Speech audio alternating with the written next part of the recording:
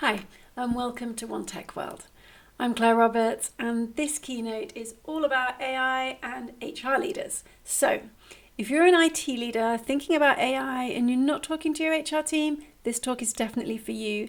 And if you're an HR leader and you think AI is something that your IT team should be working on, then listen in. This isn't going to be a sales pitch about how AI can save you time and money. This is going to be a bit more of a call to action, because now is the time for HR leaders to stop waiting to see what AI can do for them and to start making sure that it does the right thing for your people, your organisational values, and your culture. I'm the founder of 4Fathom5, and we're an ethical AI strategy company, and we help organisations work out what that means. Where ethics and AI are concerned, it's all about trust. Trust is at the heart of why we think that HR leaders should be central to all AI strategy conversations, up front, not as an afterthought. Trust is basically what you've built your businesses on, but it's not what AI is built on. In fact, it's the single biggest challenge that we face with AI. Should we trust it? You'll have heard the phrase move fast and break things a lot where AI is concerned. Innovation is moving at breakneck speed, but the things that we simply can't afford to break are our people, their trust as employees, and their trust as customers of our brands. So on the one hand, we have got the most exciting democratization of skills we've ever seen, tools that allow us to describe anything and bring it to life. Creativity, productivity, and ingenuity are on overdrive. A team of 10 doing the work of 30, and entrepreneurs spinning up businesses and products in days rather than months. But on the other hand, claims of unfair algorithms, systemic bias, discrimination, lack of security, and regulatory weaknesses that are leading to some catastrophic examples of misuse, especially for women and young girls. Trust, again and again and again, is being brought into question. Can we trust it? Or maybe the more important question here is, can we be trusted with it? Okay, so let's get into it. There are three big reasons why HR leaders are so crucial to successful adoption. So in a nutshell, number one, HR are the custodians of organisational values and culture. So we need to talk about DEI, bias, and the idea of unfair algorithms here and what that really means. Number two, HR own and operate some of the highest risk AI systems. I spoke at an HR conference recently, and when we asked the audience who had heard of the EU AI Act, not a single person put their hands up. And if you're shaking your head, then this is why we need to talk, because compliance is coming, it's about to be enforced, and the first people it's going to hit, HR teams. And lastly, I'm going to talk about training. HR teams are going to be the enablers of change, and you have got a huge job on your hands, because training needs to go beyond just how we use Copilot. We need to get our entire workforce using AI safely. This is quite possibly going to be the biggest training program you've ever undertaken. And your commitment to AI L&D is going to start to form a huge part of your company's EVP. Okay, so let's start with number one, HR's role as the custodian of culture and values. Because the big question our CPO, our Chief People Officer, really needs to be able to answer is this. Does the way we're using AI truly align and enable our values of fairness, inclusion, and transparency? So let's talk about the tricky topic of bias. Bias is not an AI problem. Bias is an us problem. It's a very human problem. It becomes an AI problem because AI is just acting like a huge mirror. It's reflecting all of our past choices, and it's reinforcing them in all of our future choices and at scale. So what do I mean by that? We're going to have a mini AI lesson. It all comes down to the way that AI learns. Traditional systems are coded by engineers. They tell the system exactly what to do with all the data it sees.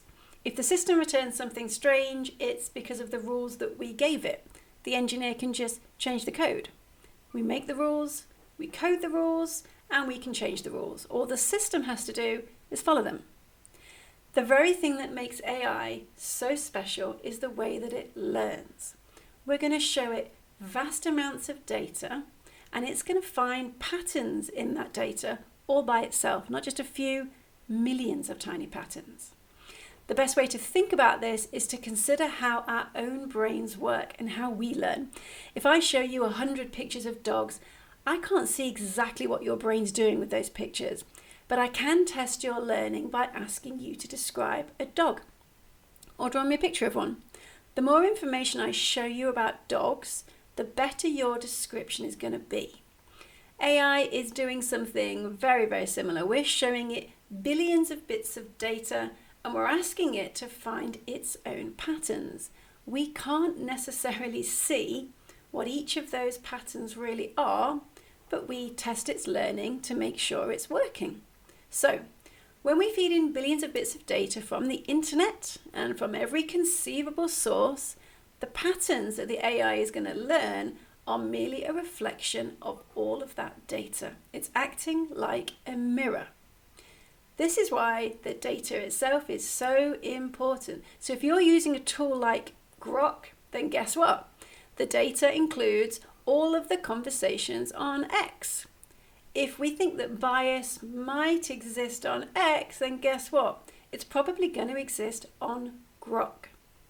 If we ask an AI what the difference between a man and a woman is, the opinions and views it shares are not formed out of some kind of nefarious discriminatory algorithm.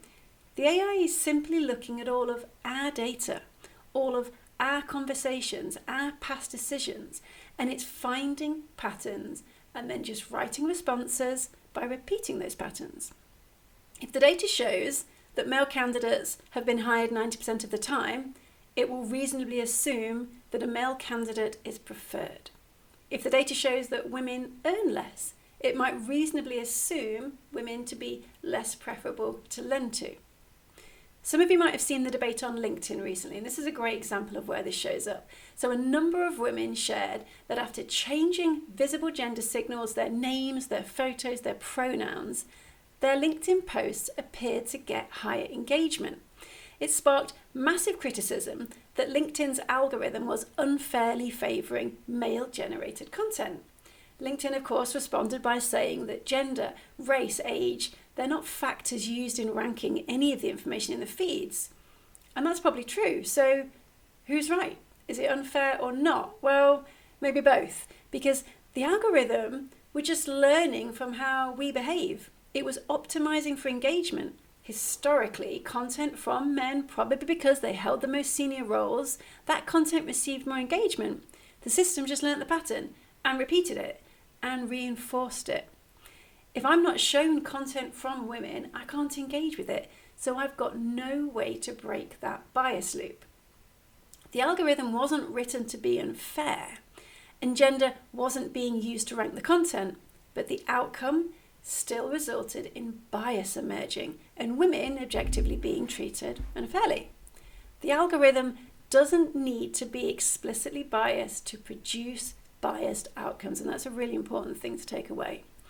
But if we want to achieve fairer outcomes and redress historical imbalances, then a platform like LinkedIn and all these other platforms, they don't just have to be neutral, they're going to have to be explicit about intervening. They're going to have to choose to want to act more equitably. And they're going to have to try and break those bias loops. Whether they want to or not, that's going to be a different story entirely. So this idea of a huge mirror is quite important here, because as an HR leader, the questions I'd want to be asking are, what data is the AI we're using trained on? How can we test for this bias? How can we test for discriminatory outputs? If we're building our own AI tools, how can we inject equity into the algorithm to avoid these kind of historical bias loops from being reinforced? And even if we're just using tools off the shelf, how can we make sure that they're reflecting our values using our inclusive language, and that it's not just defaulting to traditional gender stereotypes? When we're using AI, we're potentially outsourcing our writing. How do we ensure that our values still come through in that writing? The second really big thing here that I want to talk about is compliance, because the EU AI Act is coming, and any system that can impact on a person's access to welfare, finance, or employment is classed as high risk. And that means that HR systems that are screening CVs in any type of way, those systems are all in the firing line. So what is the EU AI Act? It's basically the GDPR for systems, and it's going to require all businesses to know exactly what AI is being used, where it's being used, how it's being used, who's using it. It is going to apply to any organisation that operates within the EU. You might be offering AI products and services into the market. You might have suppliers or partners based in the EU. And get this, if somebody in the EU applies for a job and your organisation uses any kind of AI system to screen, assess, or filter that application in any way, you are bang to rights, you're in scope for the EU AI Act.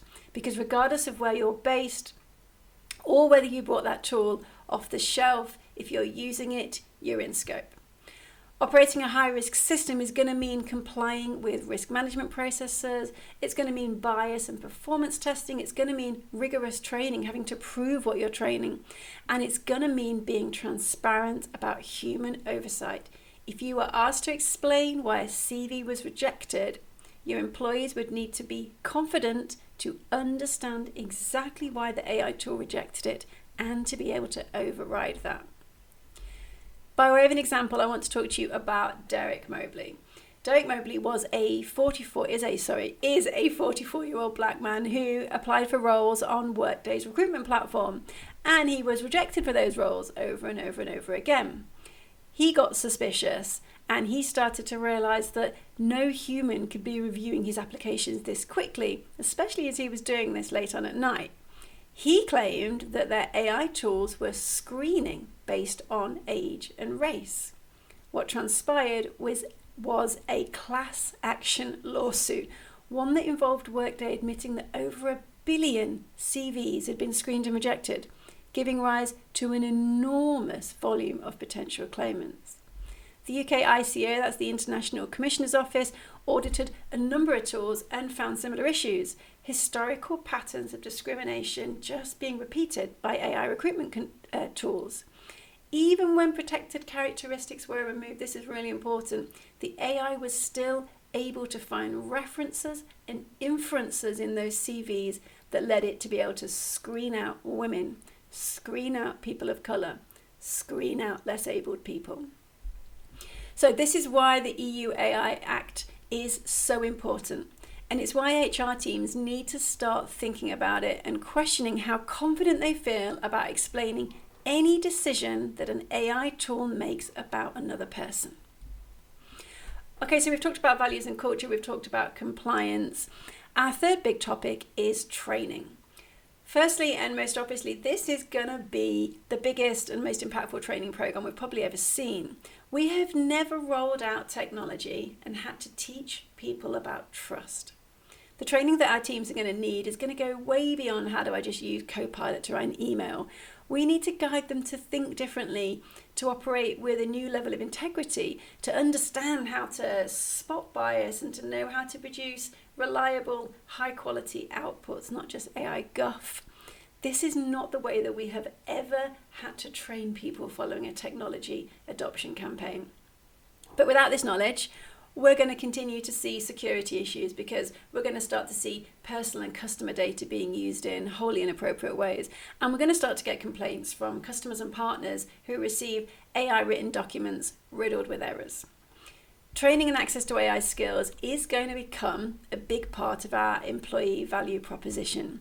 Talented people are going to want to work in environments where AI is used thoughtfully and responsibly, where they're trusted to learn and experiment. They're going to want to build these really new and important skill sets to future-proof their own careers. At the same time, we're going to have an existing workforce that's going to be asking some difficult questions. They're going to want to know whether AI is going to change, replace, have an impact on their jobs in the future. And they're going to be looking at whether their employer is actually investing in them to succeed in that future, or maybe quietly preparing for something different. So let's zoom back out for a moment. Everything we've talked about today comes really back to trust and to people. AI is shaping how decisions are made about people, and it's starting to impact our understanding of things like trust and consent. And it's why HR leaders really can't afford to sit on the sidelines of AI adoption. This isn't going to be just about technology decisions. These are going to be people decisions and value decisions. HR leaders are going to be needing to ask much harder questions about bias, fairness, and trust. They're going to need to prepare to defend AI-based decisions to both regulators and customers and their own teams. And they're going to need to guide how we invest in skills and learning, not just to use it, but to understand it, to challenge it, to work alongside it and make it part of our employee value proposition.